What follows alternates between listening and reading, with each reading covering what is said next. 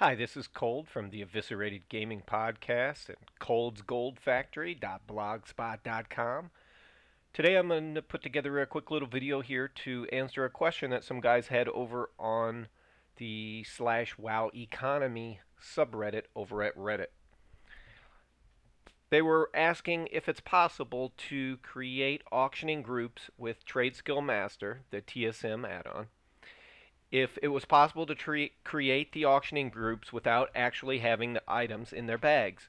And that is very true. You can create an auctioning group out of your recipe book. You don't need to have the items crafted just to create your groups. And I'm going to show you how to do that.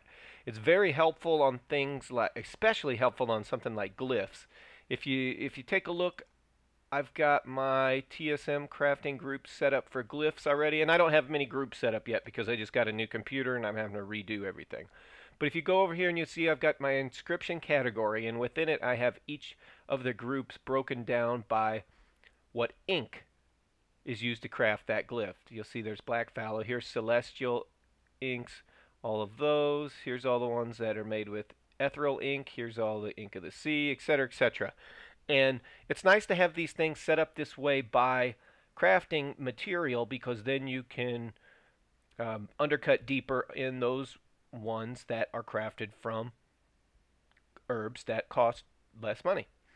So it's important to be able to do that. It's also easier to manage and keep track of things. So let's take a look. Here's how we're going to set up these categories from our auctioning from our profession crafting recipe book. Alright, first things first, if you're going to work on your scribe, you need to be on your scribe. If you're going to be on adjusting jewel crafting, which is what I'm going to do, create some groups for jewel crafting based off of the gems that are required for those cut gems, you have to be on your jewel crafter. So first things first, I'm on my jewel crafter, we're good to go. Very first thing you want to do, open Trade Skill Master. Then you're going to create your group category. Okay, you've got, like this one here, I've got all the different glyphs by ink, and inscription is my category, my overall category. So first things, I'm clicking this auction groups options tab up here. I'm going to go to categories and groups, this line here, create category or group, self-explanatory, and category name.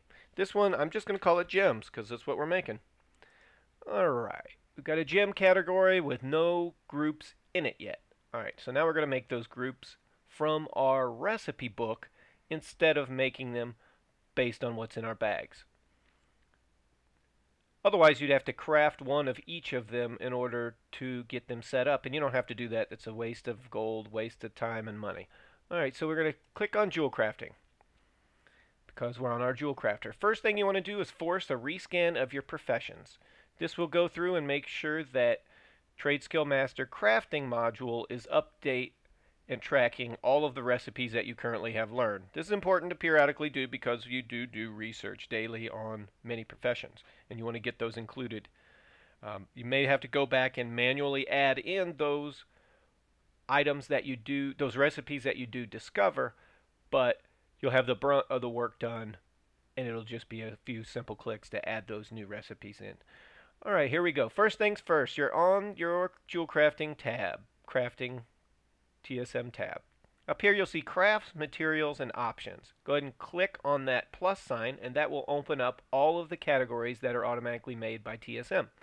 So we've already got a category for red gems. If we click this, you'll see this shows every red gem that my character knows how to make. Well, this is what we're going to do to create our categories. If this was glyphs and we were going to use all of them anyway, we could just hit enable all crafts and create auctioning groups, and that will create the group.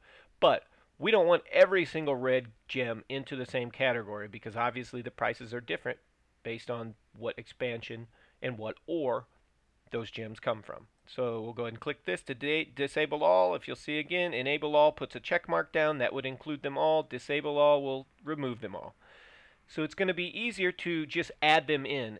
Sometimes it's easier to enable all and then uncheck the ones that you don't want, but in this case, it's best to just disable them all. And let's look at, we're in red gems, so let's create a category for Mista Pandaria red gems. And we all know those are primordial rubies. So we're going to go down here and look for all of the red gems that have primordial ruby as their crafting requirement, which are the Mists of Pandaria gems. It looks like I only know 3 currently. So I'm going to add them to create auctioning groups. Click this button right here, create auctioning groups. What category do I want to put them in? Well, I'm going to put them in the gem category. Other than that, I'm ready to go. I'm going to keep them all in the same group. I don't want them to have individual groups. I don't want to add groups to add, select an auctioning group to add these crafts to. No, I'm not adding them to a group. I'm creating a new group. Okay, and then I'm going to leave this unchecked and this one checked. So this one only includes the ones that I have marked. Alright, so now that I've added them to the gem category, I'll click Add Crafted Items from this group to Auctioning Groups right here at the bottom. And voila, boom. If you'll look over here to the left, you'll see that TSM added 3 crafted items to Jewel Crafting Red Gems. Okay, that's good, but I don't like the name of that because we made this category for just Mists of Pandaria Primordial Ruby Gems. So what we're going to do is we're going to go up here to the auctioning groups. We're going to find the Red Gems Jewel Crafting category that we just created under the gems, or the Red Gems group that we just created under the Gems category. You'll see those 3 that I added are here. We're going to go to Management. We're going to rename this group. Let's call it JC for short. JC Red Primordial Rubies, because that is the crafting item that we're using here. You could call it JC Red MOP if you wanted, or Mop Gems, or whatever you want. But I'm going to call it JC-Red-Primordial Ruby. So now I've got all my Primordial Ruby ones set up. I could go to the group overrides and I could set my standard information, my standard settings. Post settings, how long do I want it to go for? Let's say I want it to go for 24 hours. Post no more than, this is a heavily undercut market, so I'll only post 2 at a time per cycle. And I'll undercut by 1 copper. We'll leave that there. Bid percent is 100. I could change that if I want. I could drop that down to where starting bid is 98%. Give them a 2% break if I want. Alright, threshold and fallback. These categories here, these category settings are, group settings, sorry, are very important. Your undercut by amount, that's 1 copper. That's all I'm going to undercut by. But your price threshold and your fallback are 2 of your most important settings. Your threshold is going to be how much you want to accept as your lowest lowball offer for that item. So what's the cheapest amount you would have this item sell for? So these red primordial ruby gems, I don't want to sell them for less than, let's say, 150 gold. Okay. So 150 is my threshold. They won't post at all if the price drops below that. But that's the cheapest price I'm willing to accept. Fallback price, this is how much you would expect to get if you're the only seller. So if nobody else is selling, it's going to fall back to your price, and you're going to create the first price that everybody else will gauge against or undercut from. So let's say 350.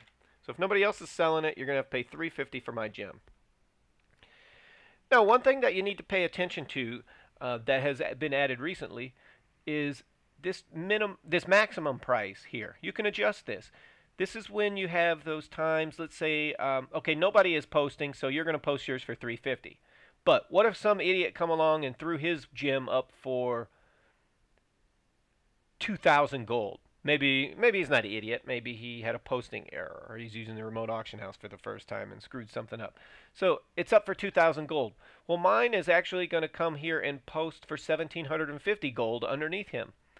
If he posted his for 1,600, I would post mine for 1,599.99. And that's just too expensive. Nobody's going to buy that. So I like to adjust this maximum price to, this is already my fallback. This is the price I'm very happily willing to accept. So I'm going to put this maximum price at 120. So it will never go above 420.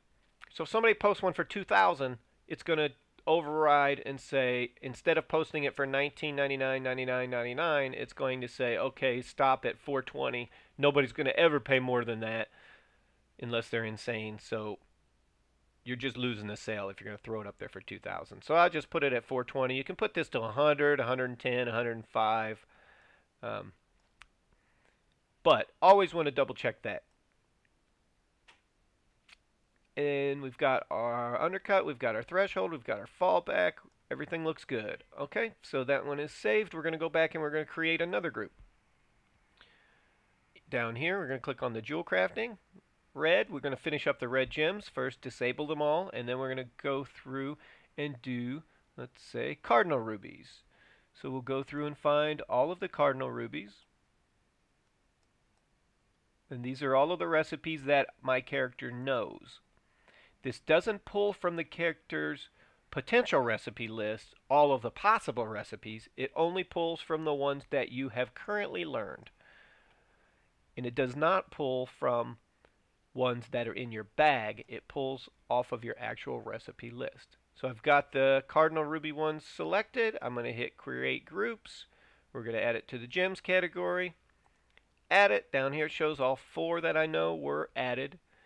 And then I'm going to go back up and fix the title. See, it shows red gems again. I'm going to go in here, management, rename it, following the same pattern, JC-Red-Inferno Ruby. Alright, and you'll see all 4 of them are there. If you look over here on my categories, my gem category, currently I've got red Inferno Ruby gems and red Primordial Ruby gems. And then I would just go through here and set up my group overrides for quantities, undercuts, hours, thresholds, fallbacks, and maximum price.